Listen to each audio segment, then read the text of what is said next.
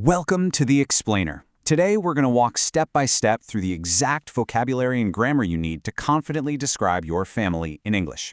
Look, whether you're meeting new friends, chatting with colleagues, or just making small talk, talking about where we come from is totally universal. We all do it. So, we're going to master exactly how to do that, focusing really heavily on building a rock-solid family tree and bringing it to life using the simple present tense. Okay, here's our quick roadmap for today. First, we'll meet the immediate family. Second, explore the family tree. Third, describe physical appearances. Fourth, master the present tense. And fifth, we'll put it all together. All right, let's jump right into Section 1. Meet your immediate family, the core vocabulary. So English vocabulary for family is heavily divided by gender. And honestly, organizing your immediate family into clear male and female pairs makes memorizing these relationships so much easier. You know, we have a father and a mother, a brother and a sister. When people get married, they become a husband and a wife. And of course, their children are a son and a daughter. Nailing these basic pairs gives you the absolute foundation for any family tree. But hey, we can also use these powerful gender-neutral words to really streamline our sentences. Instead of always saying brothers and sisters, you can just use sibling. Like, do you have any siblings? It's so much faster. Similarly, instead of asking if someone has a husband or a wife, you just drop in the word spouse. Using these specific terms instantly makes your English sound way more fluent and efficient. Moving right along to Section 2, exploring the family tree, focusing on the branches and roots. Now, once we branch out, you can easily categorize your extended family just by looking at generational leaps in gender. Your parents' brothers are your uncles, and their sisters are your aunt. And their kids? Well, they fall into that awesome either sex category. They are all just your cousins. We also see those big generational leaps here, right? From your grandfather and grandmother way at the top, all the way down to the nieces and nephews, the kids of your sibling. Okay, let's actually test your pattern recognition here. Make this a bit interactive with a really quick quiz based on the rules we just covered. Think about those extended categories. Your sibling has a child, and that child is male. So your sister's son is your what? If you guessed nephew, you absolutely nailed it. To give you a real-world example from our source material, think of a student named Harry and his younger brother Ari.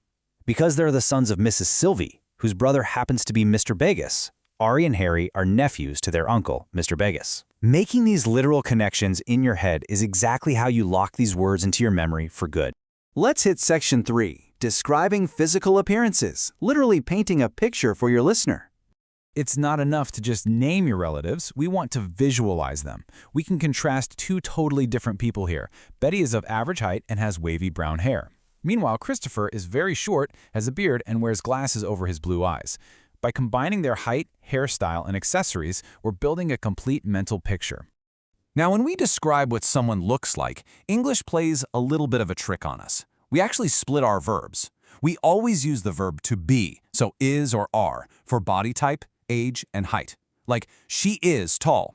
But, and this is crucial, we switch over to have, has, or have, for features like hair and eyes. She has blue eyes. It's a slightly quirky rule, but honestly, mastering it instantly makes you sound like a native speaker. Think about your own family tree for a second, using Alan here as an example. Alan has dark brown hair, and he is of average height. Would you say your own father is average height? Or maybe he has a mustache, just like Alan.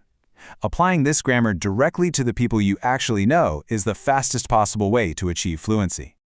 All right, Section 4, mastering the present tense. This is all about bringing your descriptions to life. Let's take a look at this great example from a student named Ronnie. He uses the simple present tense is repeatedly to state clear, permanent facts about his parents' identities and their jobs. My father is Mr. Peter. He is an English teacher. It's incredibly straightforward, no fluff, yet it's completely effective for getting that important information across to whoever is listening. So whether you're talking about singular family members with is and has, or referring to the whole group with are, the present tense really is your main tool here. And check out that last point. For accessories and clothing, we use the verb wear, so you can easily say she wears glasses, or, very commonly, she wears a hijab. It's all about using those present tense action verbs to describe someone's daily reality. And finally, Section 5, putting it all together to create the perfect introduction.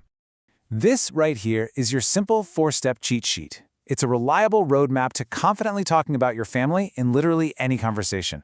First, introduce yourself. Second, give the big picture. How many people are actually in your family? Third, break it down by listing their relationships to you.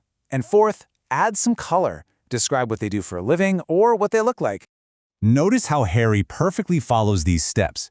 He gives the head count right away, 5 people. He introduces his older sister, February. And, utilizing those present tense verbs we just talked about, we learn she is a student at SMA Nusantara 1, and she wears a hijab. It just seamlessly blends the relationship, the occupation, and the physical appearance all into one smooth flow. Okay, now it is your turn. Take the vocabulary and grammar you've absorbed today, map out your own family tree, and challenge yourself to introduce them right now. Think about who is tall, who has dark hair, and who wears glasses or a hijab. Practice is the absolute key to fluency, so I highly encourage you to speak your introduction out loud the second this explainer ends.